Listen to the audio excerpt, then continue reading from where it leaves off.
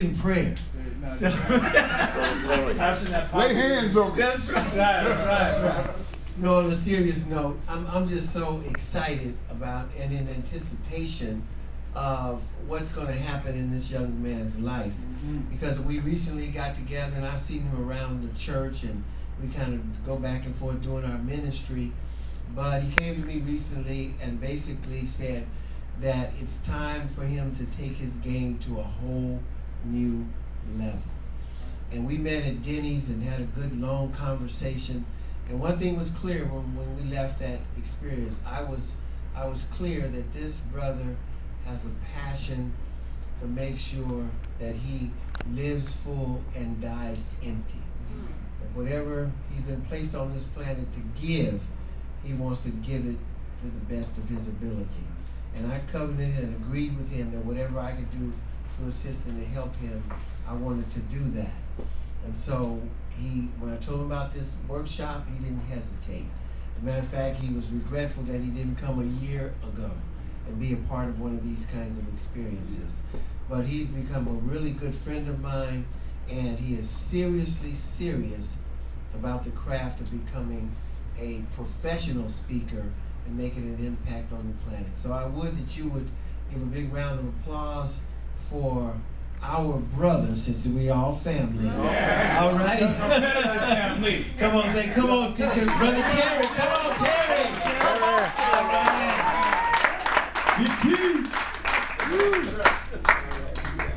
Do it like you did here. Thank you, Dwight, for those kind words. Boy, all good things begin with humble beginnings. And the title of what I have to say today is called Change is Coming. Change is coming. Everyone here falls under three categories. I believe everyone here is affected by change currently, or you are coming out of what I call hurricane change, or eventually change is coming your way. Now, what happened for me, the biggest change in my young life began at the age of 5 when I was awakened in the middle of the night. It was my mother. She had come to me and she was shaking me and she was telling me, "Terry, wake up. We have to get out the house." It was a quiet strength that she was speaking to me. "Wake up. We have to get out the house." And that was also the first night that I saw my father cry. See, our house was on fire with the whole family in it. And we were awakened, all 4 of us kids, my 2 older brothers and my younger sister, and we were being led down the hallway with smoke, and it was choking us, and the wall opposite of us, we could see fire behind it. And it was glowing, and that heat was radiating, and you can just feel that heat against your face, even though you couldn't see it. We were led outside, and there was my father trying to put a house fire out with a water hose. And he was fighting this fire, and I understand this is the son of a sharecropper who had come from Mississippi to California with nothing more than his family, and took us and brought us home, and here is our family home on fire. How and why? Why us? Why did we have to witness that? Well, it was a random nut, to tell you the truth, who was out there, set our house on fire for nothing more than our address. He set the house on fire because our address was 662. And he was working his way up to set 6 houses on fire to reach a certain number. No more than coincidence. Took our family and broke us down to nothing more than just rubble.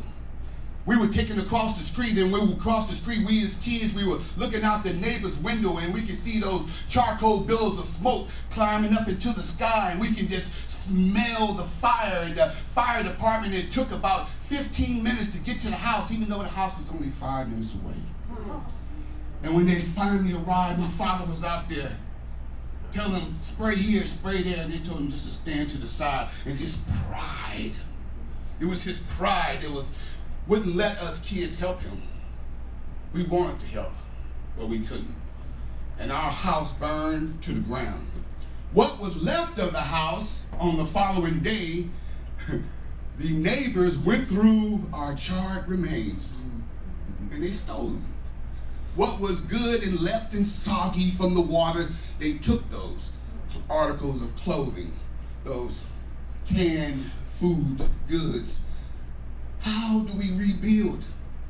Talking about change is coming. Sometimes change comes like a thief in the night. That's right. And you were not expecting things to be demolished at this point. How do we rebuild these charred remains? How do us as a family take what we've been through and be able to move forward? Well, some of us deal with that inappropriately, especially my mother. That was the night she took her first drink.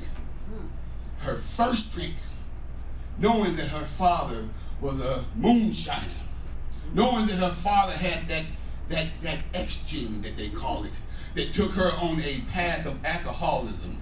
From that point on, she was a housewife, and after that night, things changed forever. But my father, it turned him into something stronger. It made him into a man that I aspire to be right to this day. And because of that night, being able to watch him and seeing that moment of weakness, when that single tear fell down my father's face and he was standing there with that water hole, it became a metaphor for my life.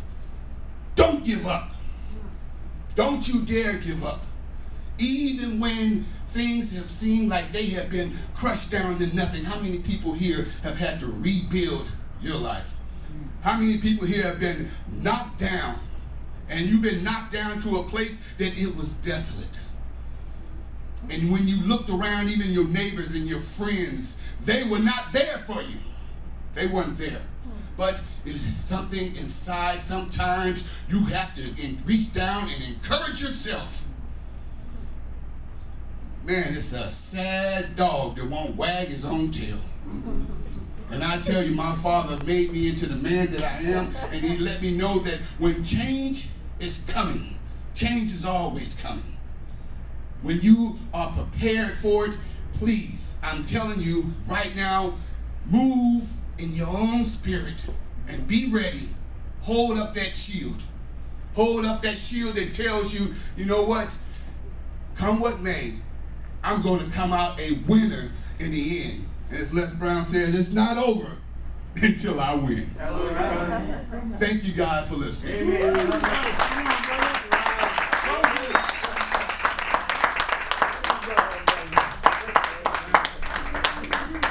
You are the